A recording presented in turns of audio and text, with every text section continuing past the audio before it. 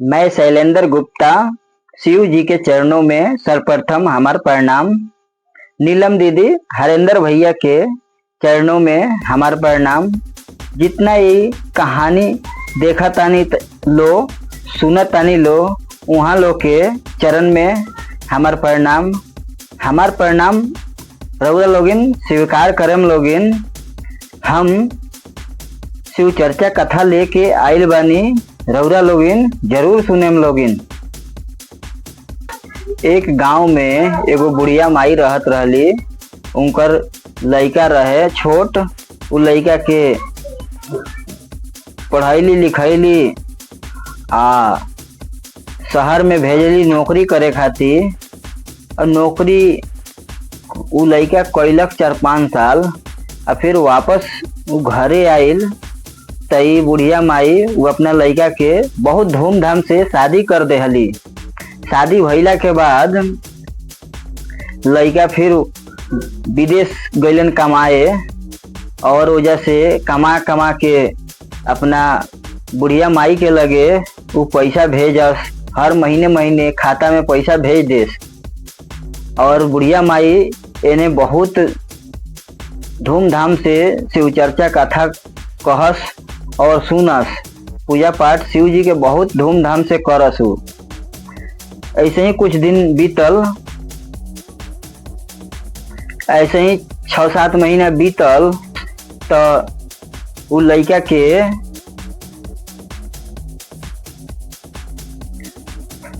बुढ़िया माई के पतो अपना मर्द के लगे फोन करके कहे लगली कि रउरा बुढ़िया माई के लगे रउरा पैसा काहे के डाला तनी। उ जितना बाटे पैसा खर्चा कर देतानी वहाँ के। आगे चल के का होई, बुढ़िया माई के कितना दिन के जिंदगी बा। कुछ दिन में मर जाएम तो हमनी के दुख होई, बहुत बड़ा दुख होई। तो ई लइका कहे लगलेन ठीक बा कोनो बात नहीं खे, अगला महीना से तोहरे खाता में हम पैसा डालेम। बुढ़िया माई के खाता में पैसा ना डालेम। अगला महीना से ये अपना घरवाली के खाता में पैसा डाले लगलेन। माई के खाता में पैसा डालल बंद कर देलेन। तो माई कुछ दिन एने ओने से पैसा लेके प्रसादी लेके जास मंदिर में और भोग लगावस भोले बाबा के और पूजा पाठ करके आवस। ऐसे ही कुछ दिन करत गईली। एने ओने से पैसा ले के मंदिर में जास और प्रसाद वगैरह चढ़ा के पूजा करस। अब कुछ दिन के बाद ऐसा नौबत आ गईल कि एको रुपया ना रहे। केहू से उधार भी मांगस तो केहू देव ना।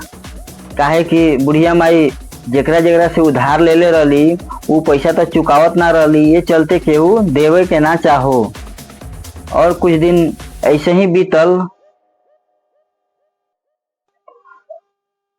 प्रसाद के लिए पैसा भी ना रहे, कहीं से उधार भी मांगस तो पैसा मिलो ना। अब इस सोच में पड़ गई कि हम केंग अब शिव चर्चा कथा कहें, शिव जी के केंग हम भोग लगाएं। तो हर कोई के अहम होला।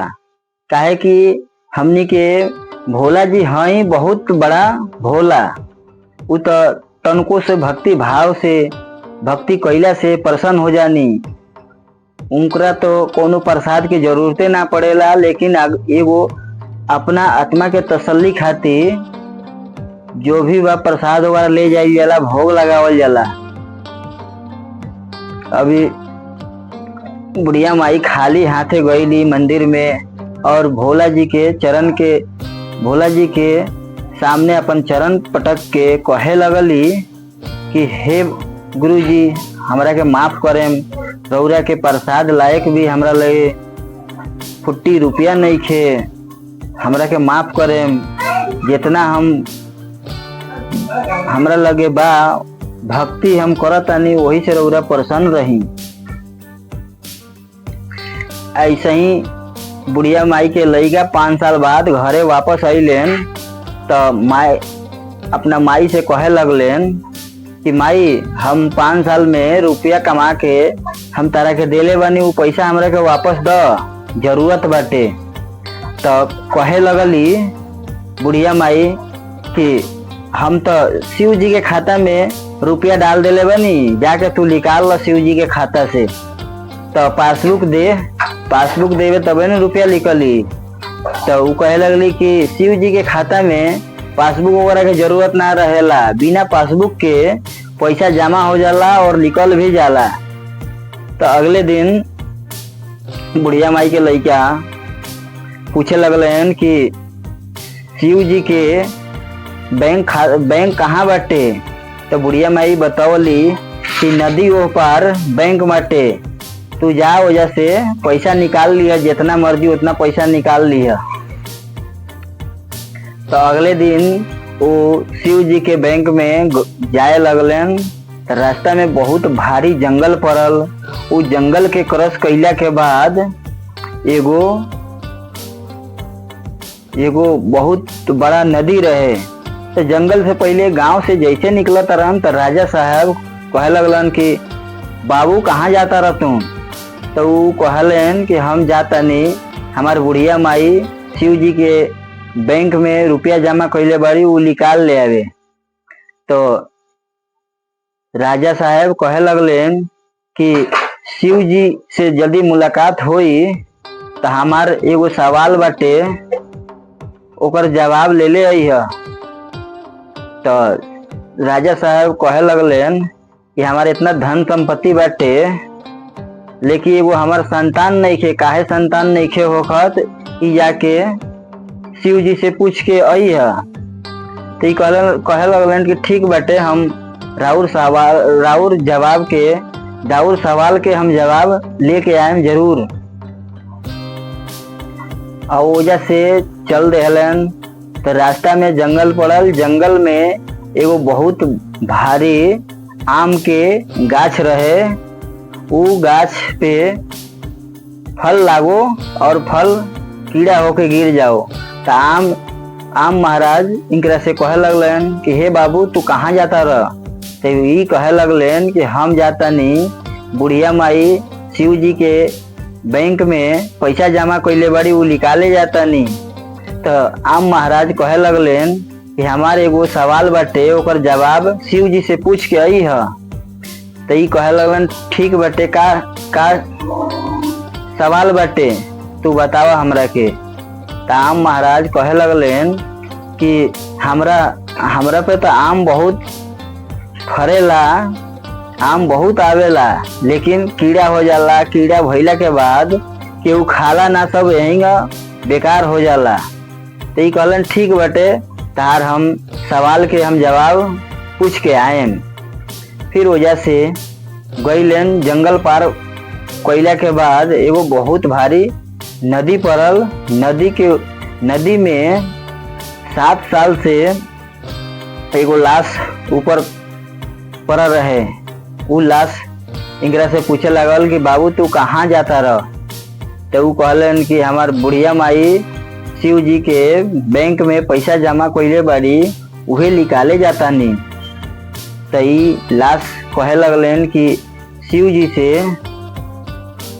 तो ई कहे लगलन कि ठीक बाटे, तारा सवाल के हम जवाब पूछ के आएम, लेकिन कामना शर्त पे पूछ के आएम, तू अपना ऊपर हमरा के बैठा के नदी से ऊपर ले चला। तो लाश कहे लगलन कि ठीक बाटे, बैठा तू। बैठ के नदी ऊपर ई गईलन। ओकरा बाद थोड़ी दूर आगे चलता रहन तो एगो हाथी जमीन पर पड़ रहे और इनकरा से पूछे लगल कि बाबू तू कहाँ जाता रह। तो ई कहे लगलन कि हमार बुढ़िया माई पैसा जमा कैले बाड़ी शिव जी के बैंक में, वो पैसा निकाले जाता नहीं। तो हाथी महाराज कहे लगली कि ठीक बाटे, हमरो एगो सवाल बा, ओकर जवाब शिव जी से पूछ के अइह। तो ई कहलन कि कौन सा सवाल बाटे हमरा के बताओ। तो हाथी कहे लगली कि जाके पूछिए कि हम 7 साल से जमीन पे पड़ल बानी, हमार दौड़े के इच्छा बाटे, ऊ कब पूरा होई। ई कहे लगलन कि ठीक बाटे, हम जाके पूछें। तो तुरंत अब थोड़ी दूर आगे जाता रहन तो देखा तरन कि शिव जी के बहुत बड़ा मंदिर बाटे। ओ जगैला के बाद देखा तरन कि सोचा तरन कि हम एजा तो आ गए नी, एजा तो कोनो बैंके नहीं खे, शिव जी के बैंक कहाँ बाटे, कहीं तो लौकत नहीं खे। तो देखा तरन कि वो मंदिर में एगो पुजारी रहलन। ई पुजारी से जाकर पूछा तरन कि ई बताओ पुजारी महाराज, ई एजा शिव जी के बैंक कहाँ बाटे। तो हाँ इहे बैंक हटे, तू बताओ काम का बाटे। तो हम पैसा निकाले आइल बानी, बुढ़िया माई पैसा जमा कइले बड़ी, पैसा निकाले आइल बानी। तो पुजारी महाराज कहे लगलन कि साथ में न लेके आवेला, उनकर अंगूठा के निशान लागी, एंगा केहू के पैसा ना मिली, साथ में लेके आइया काल। तो कहतरन ठीक बाटे, हम काल लेके आए साथ में। एगो हम रास्ता में ऐनी हटे तो एगो हाथी रास्ता में ऐनी हटे तो राजा हमरा से ठीक बाटे, कोनो बात नहीं खे। राजा के एगो सवाल बाटे, उ कहला हुआन कि हमरा लगे अनो से धनो बाटे, संपत्ति बाटे, लेकिन हमार संतान काहे नहीं खे हो। तो ई जा करके मंदिर में जा करके पूछिया, तो ई बताई काहे नहीं खे हो। तो वो मंदिर के पुजारी कहे लगलन कि राजा से जाके कह दिया कि इतना संपत्ति बा लेकिन 1 रुपया का दान नहीं खन कैले, दान करस संतान होई। तो ठीक बाटे। और थोड़ा दूर और आगे हम बढ़नी हटे तो रास्ता में एगो बहुत बड़ा आम के पेड़ रलक हटे। वो आम के पेड़ भी सवाल पूछले बाटे, ओकर सवाल के जवाब रउरा बताई। तो का पूछले बा उ पेड़। तो ई कहे लगलन कि पेड़ कहलक हटे कि पेड़ के ऊपर हमरा बहुत ढेर सारे आम आवेला, लेकिन कीड़ा लाग करके नीचे गिरेला, केहू खाला ना, ऐसन का बात बा कि ऐसन होला।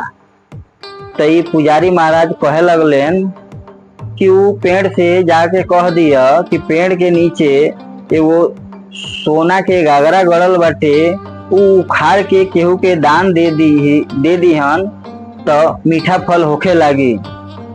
तो ठीक बाटे, हम जाके बोलेम। लेकिन एक बारी जैसे हम आगे बढ़ल बानी तो बहुत बड़ा गंगा नदी बाटे। नदी के ऊपर एगो लाश 7 साल से तैरा ताटे, ना नीचे जाता टे ना ऊपर जाता टे, ना चील कौआ खाता टे।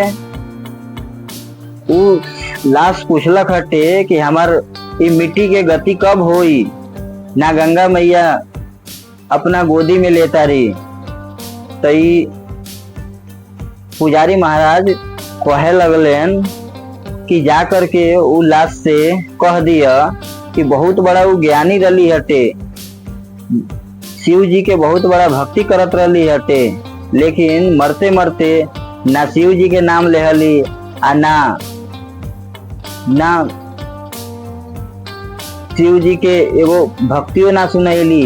जाके कह दिया कि वो भक्ति सुनाई हन, शिव जी के अपना मुंह से चर्चा करी हन तो उनका मिट्टी के गति हो जाई। फिर ओकरा बाद ई कहे लगलन कि हम रास्ता में आई नहीं है तो एगो हाथी मिलल हिया, उ 7 साल से जमीने पर लेटल बिया, ना चलतिया ना दौड़तिया। उ हाथी सवाल पूछलक हिया कि हमार ई दौड़े के कब तमन्ना पूरा होई। तो हाथी से तू पुजारी महाराज कहे लगलन कि तू जाके हाथी से कह दिया कि चारों ओकरा खुर में यानी पैर में सोना के कील गड़ल बाटे, उ कील उखड़ जाई तो हाथी दौड़े लागी। फिर ओकरा बाद ओजा से ई चल देहलन। तो रास्ता में अब एने से शाम हो गई रहे तो ई पुजारी महाराज कहे लगलन कि तू अकेले चल जीबा। तो ई कहे लगलन कि हाँ चल जाए लेकिन डर लागी। तो ठीक बा, तेरा साथे एगो कुत्ता हम लगाए तनी, तू चल जाइए कुत्ता के साथे। तो ई कुत्ता और ई लोग चल देलक लो। तो रास्ता में वो हाथी पड़ रहली। तो हाथी पूछे लगली कि बाबू हमार सवाल के जवाब पूछ के अइला हुआ। तो ई कहे लगलन कि हाँ पूछ के अइनी हटे, तेरा खुर चारों खुर में सोना के कील गड़ल बा, उ कील उखड़ जाई नु तो तू दौड़े लगबू, कील उखड़वा लिया केहू से। तो हाथी कहे लगली कि हम केकरा के ढूंढे जाए, तुम्हें उखाड़ ला कील ले लिया। तो ई कील उखड़लन आ हाथी दौड़े लगली। तो वजह से और ही आगे जाता रही, वजह से और आगे जाता रन। नदी में उ लाश पड़ रहे, उ लाश कहत तावे कि हे बाबू हमार सवाल के जवाब पूछ के अइला हुआ। तो कहत रहन हाँ पूछ के अइनी हटे, तू तो बहुत ज्ञानी हऊ, शिव चर्चा कहत रहलू ह, शिव चर्चा कहे जात रहलू ह, सुने जात रहलू ह, लेकिन मरते मरते ना शिव जी के नाम लेहलू ना शिव चर्चा के भजन कइलू। तू एगो काम कर, तू अपना ऊपर हमनी के बैठा ल आ शिव जी के भजन सुनावा। ई बैठैली आ शिव जी के भजन सुनावे लगली। अब ये पार से वो पार ई लोग पहुंच गई लो, नदी पार हो गई लेन। फिर ओकरा बाद उ लाश के गंगा मैया अपना गोद में ले लेहली। वो लाश के मिट्टी के गति भी हो गई। अब वजह से थोड़ा दूर आगे चलत रहन तो रास्ता में वो आम के पेड़ मिलल। तो वो आम के पेड़ कहे लागल कि हे बाबू हमार सवाल के जवाब पूछ के अइला हुआ। यही कहे लगलन कि हाँ पूछ के अइनी हटे, तेरा पेड़ के जड़ में सोना के गगरा गड़ल बटे, वो गगरा तो उखाड़ के केहू के दान दे देब तो तार मीठा फल होखे लागी, लोग खाए लागे। तो पेड़ कहे लगलन कि हम केकरा के ढूंढे जाए, तुम्हें ई सोना के गगरा निकाल ला ले लीजा। तो ई कहे लगलन, सोच में पड़ गए। जब तक कुत्ता अपना पाँव से खोद के वो गगरा निकाल के इकरा के दे देलक।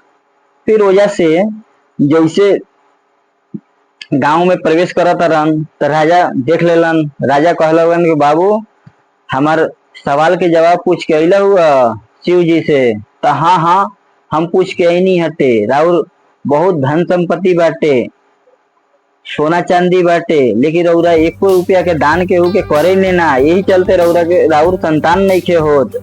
तो राजा कहे लगलन कि हम अब केकरा के ढूंढे जाई, एगो काम कर, आधा राजपाट तूहे ले ल और तू राज कर। आधा राजपाट इनकरा मिल गईल और सोना चांदी मिल गई रहे। तो फिर घरे पहुंचा तरन तो इनकर बुढ़िया माई कहत रही कि पैसा उठा ले लो बाबू। तो ई कहत रहन कि माई उ तो पुजारी महाराज वो मंदिर के कहत रहन कि अपना माई के तू ले आई, हम माई के अंगूठा के निशान लागी, केहू के पैसा लिखली नहीं, तेरा माई के नामे बाटे। लेकिन इस शिव जी, तहार शिव जी बहुत दानी बानी, रुपया तो देनी है ना लेकिन बहुत धन संपत्ति दे देनी हटे। देख एकरा बदले का मिलल बाटे, 4 गो सोना के कील बाटे, गगरा बाटे, बहुत धन संपत्ति मिल गई। शिव जी बहुत दानी बानी, तनियो सा भक्ति भाव कइल जाला तो बहुत धन संपत्ति दे देवेनी। इतना सुनते ही बुढ़िया माई अपना शिव जी के गोहरावे लगली और कहे लगली कि हे शिव जी, रउरा अपना ई बुढ़िया माई के भक्ति के लाज रखनी हटे, इतना संपत्ति दे देले बानी। जैसे बुढ़िया माई के और उनका लड़का के शिव जी लाज रखनी भक्ति के और उनका लोग के ऊपर दया बरसाईनी, वैसे हम लोग के ऊपर भी शिव जी दया बरसाई। ई कथा सुने वाला बाटे या सुना ताटे ओकरो ऊपर दया बरसाई। जय भोलेनाथ, हर हर शंभू। ई वीडियो रउरा लोग के अच्छा लागल हो कि तो लाइक करें, शेयर करें, सब्सक्राइब करें और कमेंट में बताएं कि इस शिव चर्चा कथा कैसन लागल हटे। हम अगला वीडियो में फिर रउरा लोग के साथ शिव चर्चा कथा लेके आए। रउरा लोगिन जरूर सुने लोगिन। जय श्री राम, हर हर शंभू, जय भोलेनाथ, जय हिंद, जय भारत।